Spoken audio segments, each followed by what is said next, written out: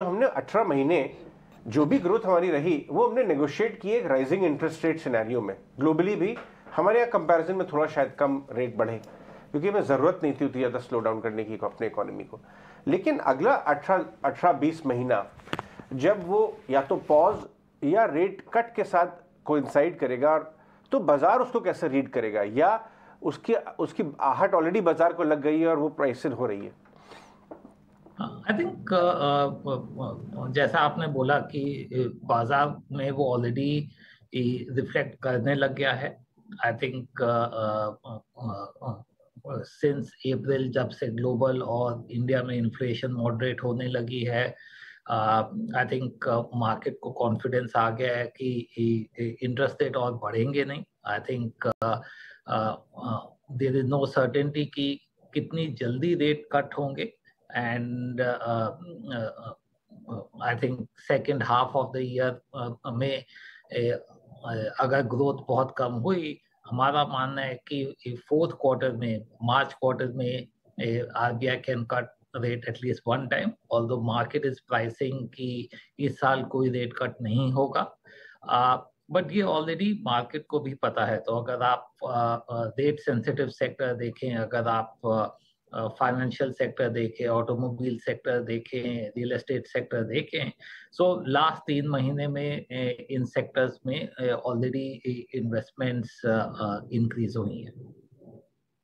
अच्छा, मॉर्निंग आशीष। ओके, तो यानी फोर्थ क्वार्टर में आप देख रहे हैं कि शायद एक रेट हाइक एक्सपेक्ट किया जा सकता है। ठीक है आशीष, जैसे आप अभी बात कर रहे थे कि शायद सेकेंड हाफ में उस तरह की ग्रोथ ना दिखे, लेकिन अंडरस्टैंडिंग की इंटरेस्ट रेट सिनेरियो तो एक सिनेरियो हमने डिस्कस किया है, इन्फ्लेशन कंट्रोल में है, भारत के लिए कभी भी ग्रोथ की इतनी बड़ी चुनौती नहीं थी as compare to the global pairs.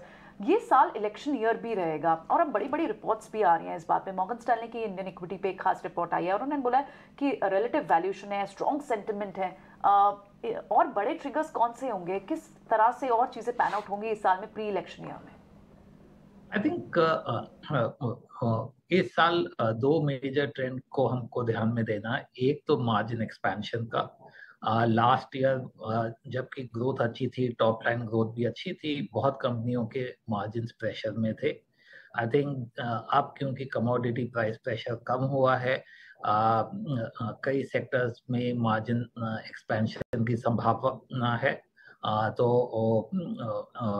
अगर आप ऑटोमोबाइल सेक्टर देखें, कंज्यूमर सेक्टर देखें, दोनों में मार्जिन इम्प्रूवमेंट होने के आसार हैं, एंड इसलिए आई थिंक ये सेक्टर अच्छे कर रहे हैं। इसके अलावा another major thing to watch out for is recovery in rural demand.